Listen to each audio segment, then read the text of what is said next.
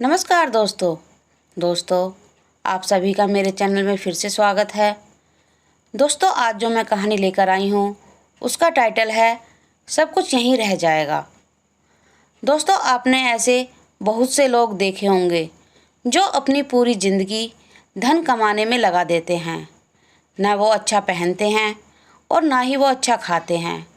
अपनी पूरी ज़िंदगी बस धन कमाकर उसको जोड़ने में लगा देते हैं, लेकिन उन्हें यह नहीं पता कि ये धन किस काम का, जो हमें खुशी ना दे सके, सुख ना दे सके। उनके मरने के बाद वो धन कोई और ही भोगेगा। तो दोस्तों आज की कहानी मेरी ऐसी ही कहानी पर आधारित है, लेकिन इससे पहले आप मेरे चैनल को लाइक करेंगे, सब्सक्राइब करेंगे, शेयर करेंगे और कमेंट में क्या लिखेंगे?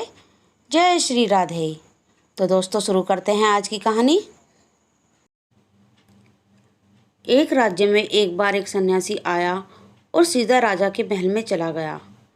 उस सन्यासी की वेशभूषा को देखकर राजा के किसी भी सिपाही ने उसे अंदर जाने से नहीं रोका। वो सन्यासी सीधा राजा के दरबार में चला गया। सन्यासी को अपने सामने खड़ा देख राजा ने उनसे पूछा, आप कौन हैं और क्या चाहते हैं? सन्यासी बोला, मैं एक आध्यात्मिक गुरु हूँ और प्रवचन देने के लिए दूसरे राज्य जा रहा था, लेकिन अब दिन ढलने को आया है तो मैं आज रात आपके महल में ही रुकूंगा। रात बिताने के लिए बस मैं थोड़ी जगह चाहता हूँ।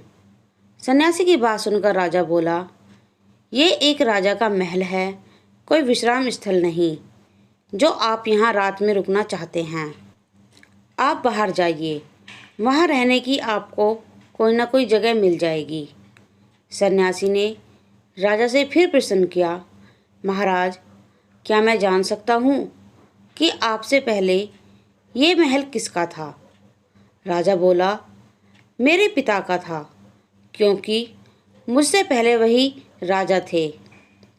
सन्यासी ने फिर प्रश्न किया, अच्छा तो अब आपके पिताजी कहाँ हैं?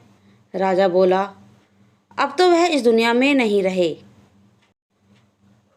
उन्हीं के बाद मैं राजा बना। अच्छा आपके पिता से पहले ये महल किसका था? सन्यासी ने फिर से प्रश्न पूछा।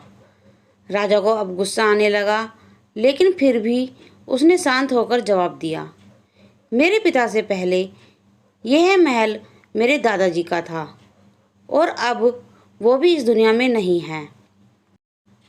अब सन्यासी बोला, ये जगह जो न कल तुम्हारी थी और ना ही तुम्हारे जाने के बाद ये किसी और की होगी। इस संसार में लोग कुछ ही समय रह पाते हैं और फिर चले जाते हैं। जहाँ हम अपना समय बिताते हैं वही हमारा विश्राम स्थल है। ना तुम इसे अपने साथ लेकर जा पाओगे, ना ही कोई और।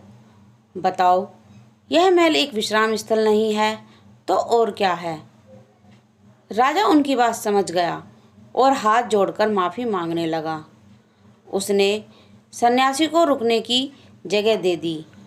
दोस्तों सीख जो हमें इस शॉर्ट मोटिवेशनल स्टोरी से मिलती है, दोस्तों ये बात तो हम सभी जानते हैं कि इस संसार में हम कुछ भी लेकर नहीं जा सकते। खाली हाथ आए हैं और खाली हाथ ही जाना है। जब तक इस संसार में आप हैं तो मैं या मेरा इस चक्कर में ना पड़ें। जिंदगी में धन, लोभ, लालच के पीछे ना भागें। भागना है तो खुशियों के पीछे भागें। जिंदगी का मज़ा बहुत पैसों में या फिर बड़ी गाड़ी में नहीं है। जिंदगी का मज़ा है खुश रहने में। खुश रहो, क्योंकि दूसरों के पास चाहे बहुत पैसा है, लेकिन इस दुनिया से वो जाएगा खाली हाथ ही, और उसके धन का भोग कोई और करेगा। और अगर पैसा होकर भी आपके जीवन दुखों से भरा है तो आपकी ज़िंदगी अपने आप में ही बेकार है। याद रखना और इस पर गहराई से सोचना। आलीशान ज़िंदगी से बेहतर है एक खुशहाल ज़िंदगी। दोस्तों मेरी ये कहानी यहीं समाप्त होती है।